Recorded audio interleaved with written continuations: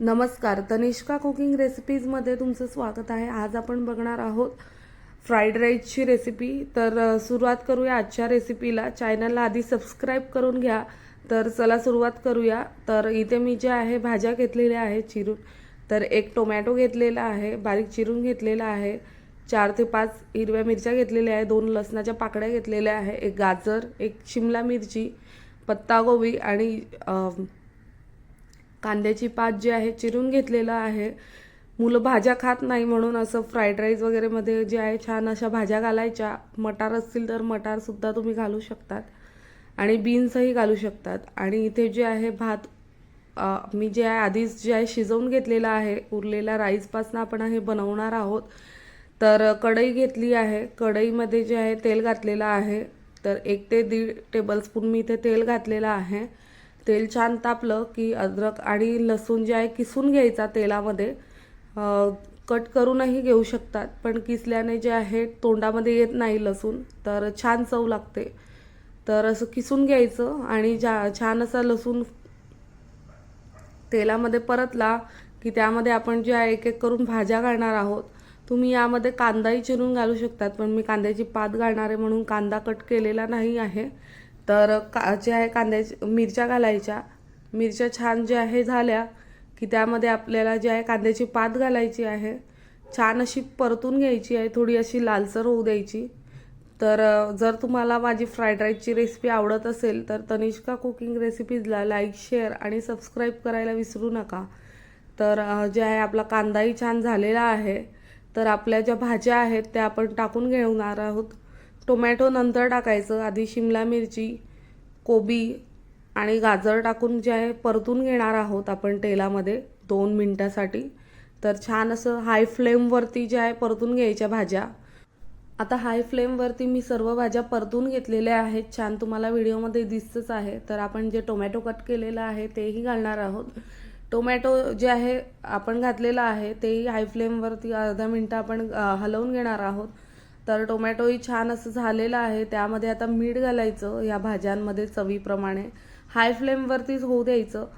तर चवीप्रमाणे मीठ घालायचं. आपण थोडा सोया सॉसही घालणार आहोत. तर जे आहे अंदाजाने घालायचं. आपण राईस कुक करतानाही त्याच्यामध्ये मीठ घातलेलं आहे. तर थोडं आपल्या जे आहे अंदाजाने मीठ घालायचं याच्यामध्ये. तर मीठ घातलेलं आहे आणि छान अशा भाज्या परतून घ्यायच्या परत 1 मिनिटासाठी हाय फ्लेमवरती. तर व्हिडिओत दिसतं अशा पद्धतीने जे आहे राईस करू शकतात. मुलं जे आहे भाज्या खायला किरकिर करतात, तर तेव्हा तुम्ही असे जे आहे भाज्या घालून राईस तुम्ही तयार करून देऊ शकतात मुलांना.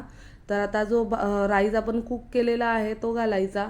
तर भात घातलेला आहे. छान असं ते मिक्स करून घ्यायचं, एकजीव करायचं छान.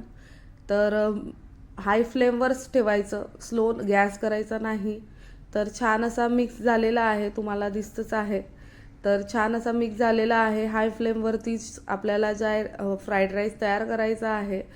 तर कंटिन्युअसली त्याला हलवत राहायचं, नाही तर खालनं जे आहे जडायला सुरुवात होईल. तर छान असा हलवत जायचं कंटिन्युअसली.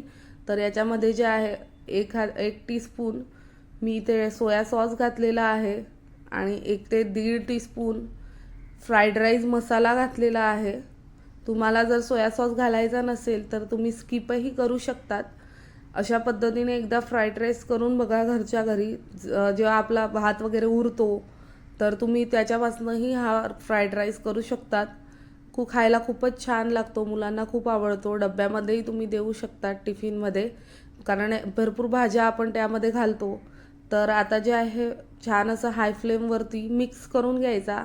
फ्राईड राईस नूडल्स वगैरे जे आहे हाय फ्लेमवरतीच करायचे, जेणेकरून जे आहे त्यांना छान असं स्मोकी फ्लेवर येईल. आणि लोखंडाच्या कढईमध्येच करायचे, कारण जे आहे छान लागतात खायला लोखंडी कढईमध्ये. तर हाय फ्लेमवरती कंटिन्युअसली छान असं आपण 2 ते 3 मिनटं त्यांना हलवून घेणार आहोत राईसला. तर तुम्हाला दिसतंच आहे आपला फ्राईड राईस तयार आहे. तर भरपूर भाज्या घालून आपला फ्राईड राईस इथे तयार झालेला आहे, जे आहे खूप छान झालेला आहे. एकदा नक्की अशा पद्धतीने फ्राईड राईस तयार करून बघा, खायला खूपच छान लागतो. जर आपला भात वगैरे उरतो तर तो फेकण्यापेक्षा वगैरे तुम्ही असाही मुलांना भाज्या घालून तयार करून देऊ शकतात. तर आता इथे आपण फ्राईड राईस सर्व करून घेणार आहोत. तुम्ही शेजवान चटणीसोबत किंवा मोमोज चटणीसोबत हा राईस सर्व करू शकतात. तर तुम्हाला माझी फ्राईड राईसची रेसिपी आवडली असेल तर तनिष्का कुकिंग रेसिपीजला लाईक, शेअर आणि सबस्क्राईब करायला विसरू नका, जेणेकरून तुम्हाला अशाच माझ्या छान छान रेसिपीज बघायला मिळतील. धन्यवाद.